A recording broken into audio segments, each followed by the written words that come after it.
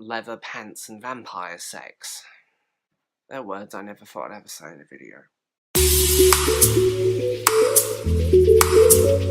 I'm Will, I'm the Bald Book Geek, and this is episode 1 of a new series that I'm doing for you guys. It's called Books on Screen, where I look at great novels that have been adapted into films. And this one I'm kind of starting off with a bit of a favourite of mine. I'm starting off with the film The Queen of the Damned. And I'm not talking about the film when I say a bit of a favourite of mine, I'm talking about the book. So Anne Rice is this phenomenal writer. She writes these beautiful gothic stories that are just beautifully written. She knows how to use language. She is a formidable writer. And her most well-known adaptation is probably Interview with a Vampire, starring Tom Cruise and Brad Pitt, which is a beautiful film. It's well shot, it's interesting, and over many years later, the contract that they signed to have the filming rights was coming to an end. So they rushed into production Queen of the Damned. So Queen of the Damned is a condensed down version of 2 of her books, The Vampire Lestat and The Queen of the Damned.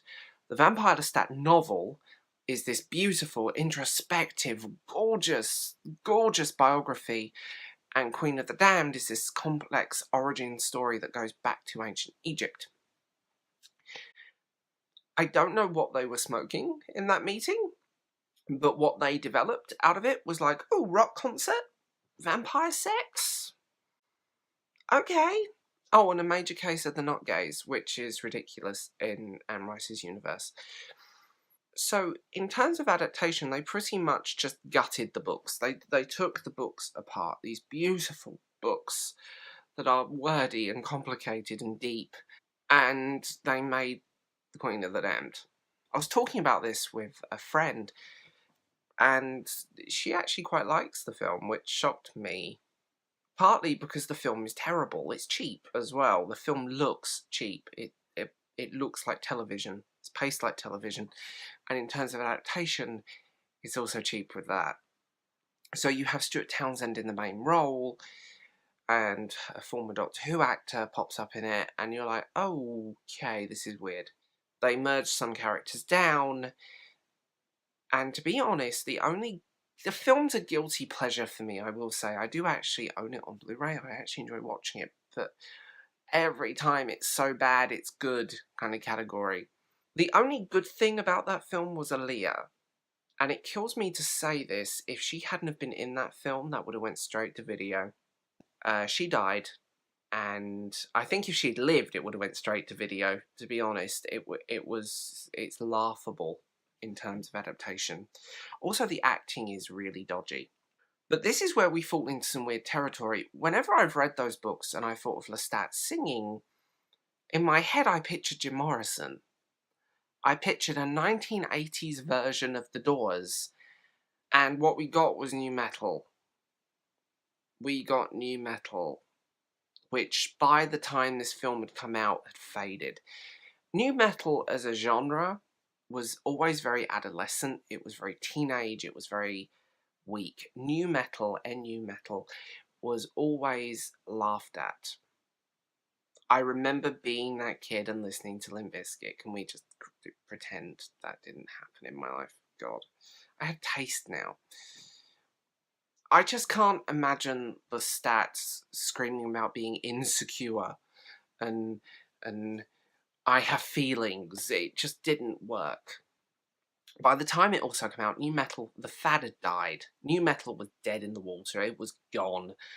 And the only sort of popular acts in nu metal reminiscence, in the UK especially, overall it's a very weak film, and I never got why it was made in the end. It felt rushed. I mean, even the actors have publicly disowned this film. A lot of the actors from that film have said no. It's terrible. And I can see why. And there's some actually actors I really like in this film that do nothing. I think if you're gonna do a film of... I don't actually think her books belong in film, they belong on television. And with her developing the series that is coming, I have high hopes for that, and I can't wait. I want to see these characters again, but portrayed well. I don't want leather pants and vampire sex. They're words I never thought I'd ever say in a video. It's a weak adaptation, it's a weak take on it, but it's a guilty pleasure adaptation. I own the soundtrack, I have it on Blu-ray, and it's garbage. That's the worst thing about this film. It's completely garbage. I can't imagine anyone watching this and thinking otherwise. It's bad. Where it falls down is the cinematography is weak. The characters are weak. The acting is atrocious. The special effects are laughable. And it just felt like a rushed production. And a lot of it was marketed on the music in the film. Predominantly Marilyn Manson, the guy from Linkin Park, Static X, and yeah, these are people I actually quite like, which might surprise people, but a lot of the music in the soundtrack they used had nothing to do with the story. It felt like I was watching someone's fan film of these two books, and that's why it falls flat as well. It felt like a fan film. Anne Rice is one of my favourite writers. She is phenomenal. She is dark. She is spectacular. I think she is a fantastic writer. I've read everything she's ever done and loved it. She's fluid and beautiful with her words, and these characters feel real. And with Lestat being her late husband, it's, you know, it's just, there's a whole big thing, and I could make a 4-hour video on her alone. You know, what do you guys think of this adaptation? It'll be interesting to know, because I know a lot of people love it, and I don't know why, and I can't work out why. That's also the thing that bugs me about it.